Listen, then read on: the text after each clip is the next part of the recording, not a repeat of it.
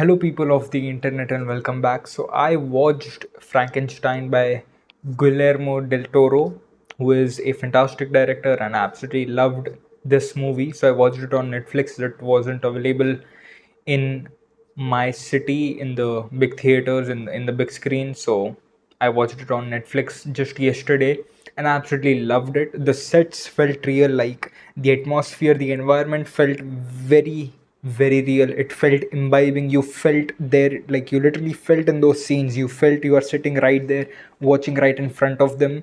And that is one of the most unique aspects of this film, which I loved because the atmospheres brilliant, the sets brilliant, the environment created brilliant. It literally felt you were out there sometime back in time at the age of where science is developing, but science is kind of still mystical. Science is kind of still at the edge of reality and mysticism, and it kind of bridges that gap, and that is what this film felt like.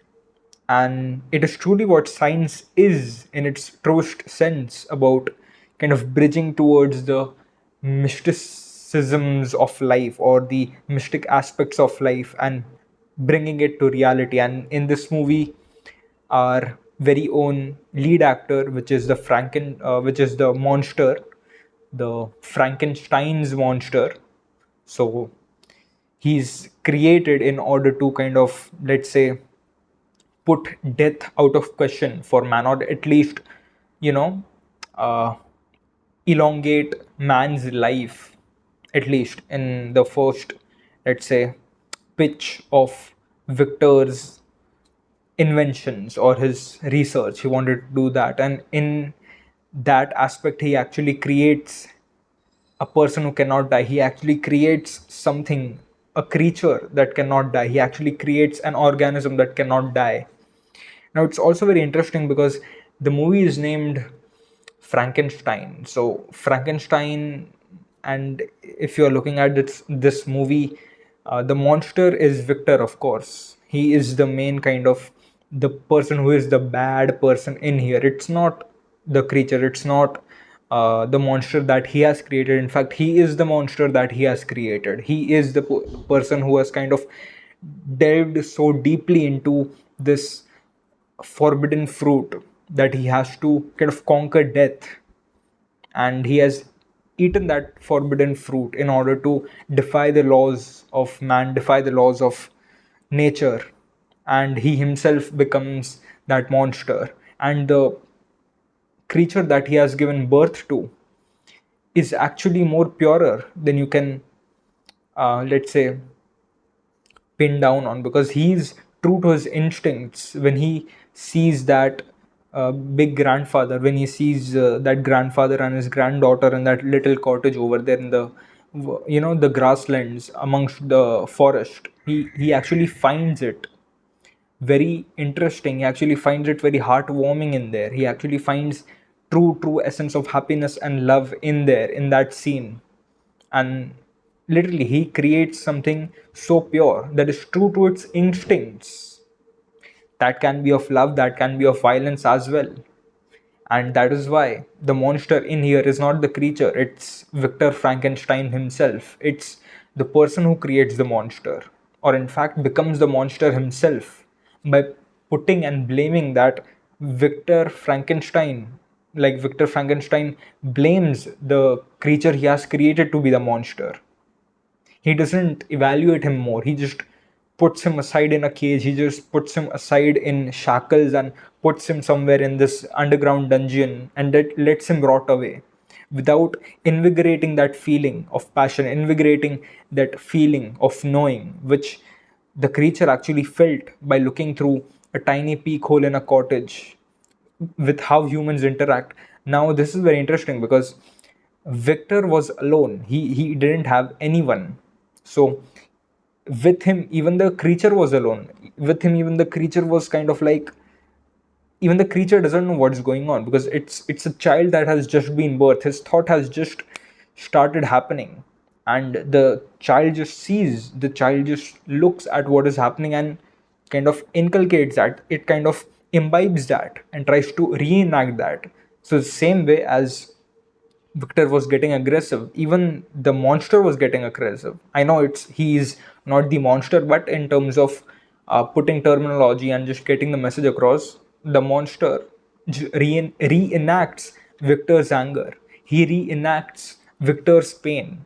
He Because all he kept saying was Victor and Victor and Victor, because that is the first thing he saw. That is the first thing he could ever comprehend, and it was Victor in its truest form. And that is the monster, that is the creature that he created. It was his truest form, his truest essence. Victor's truest essence was the monster, and that's what he created. And again, it was a beautiful film. Some of these what do you say, some of these scenes were so dramatic, so with full of flair. You could see that kind of, a kind of an old flair, a kind of oldest. Some of these stills felt like a painting that you have a peek into the past. Like, it felt literally like a painting that you are kind of taking a look into a past that has gone far, that has far gone. And it was truly interesting. Like, there was this scene where the monster takes the bride down the stairs, and there was like a scene where young Victor kind of, slouches down on the couch with this big painting overhead, like large painting, and there's this couch, and he just slouches over there, and he's like disappointed or like crying. Like, those stills felt like a painting in and on itself. And that is something which gives it the flair, which gives it that dramatics of, this is something more, this is like there is something bigger going on. And to show that, you have to kind of paint these stills, and it was truly fascinating. And again, the movie of course starts and ends at the same place, which is on this little kind of ice setting, where there is a big kind of boat or like a ship, a vessel that these sailors are on, and they want to reach the North Pole. And like, Victor's story starts from there and ends there. Like, his narration of the story starts there, ends there, his death is there, and we get to know the origin of Victor himself and his son, the creature, as well. So it was a beautiful movie. I loved it. And I haven't, I haven't like read or like seen, let's say, original kind of the original story.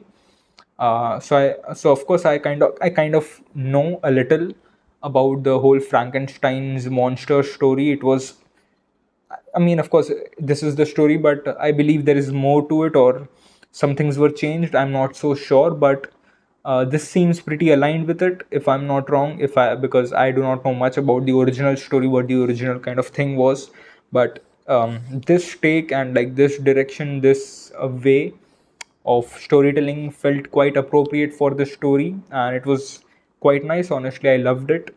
Again, amazing. Like, the best part of this is not just the storytelling, not just the directing, but the set pieces, the direction, like the way it feels that you are in that era. You're It feels that you are right there at that moment in time where all this chaos is happening, in a time bygone, in a time that is far gone away, but you're transported there in this particular film, and that is what I absolutely love. And again, there was this, and again, the imagery is beautiful. Like, the way, like, the funeral scenes are amazing, the coffins are amazing. That certain angel that was showing up in Victor's dream, that is amazing. That whole imagery is amazing. Like, literally, this movie has killed it with set pieces, imagery, and all of that stuff. Like, amazing, amazing, amazing. The color, the cinematography, just amazing. Loved it. And also, a very interesting thing is the creature's design in and on itself. Like, the way Victor creates that creature, the way he kind of assembles him from different body parts, and it's gross. I mean, it's definitely gross, but in the end, you see this kind of a weird man who is not even a man, who's trying to imitate a man from what he kind of grasps of the reality that he's born in. And it's just amazing that he just cannot die even if he's willing to die, and he cannot, and that is what he's just cursed with. He's in fact the opposite of what Victor actually wanted. Victor wanted to kind of prolong human life, to prolong, I mean, of course, he wanted to kind of conquer death as well, but he actually conquered death, but in a, you know, in a very opposite way, in a very, let's say, sad way.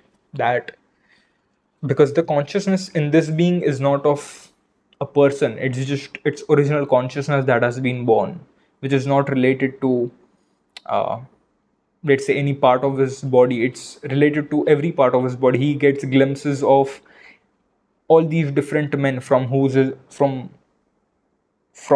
whose body parts his entire body is made.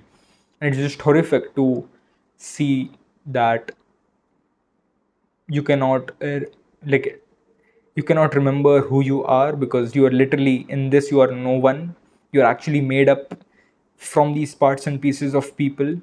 And so that is why it is extremely kind of belittling when you know that you are made up from pieces of so many people, and you're not going to die. You are just going to live on forever and forever, because the times you have like tried to die, you have just come back right up. And it's literally horrific to see it from the creature's perspective. Of course we get the first movie from Victor's perspective, we get the second part from the creature's perspective, and it was like a good, like a good take on it. Like you get to know what both of these see and feel. So yeah, that was amazing, and an amazing film. Loved it. Great. That's it. I'll see you in the next.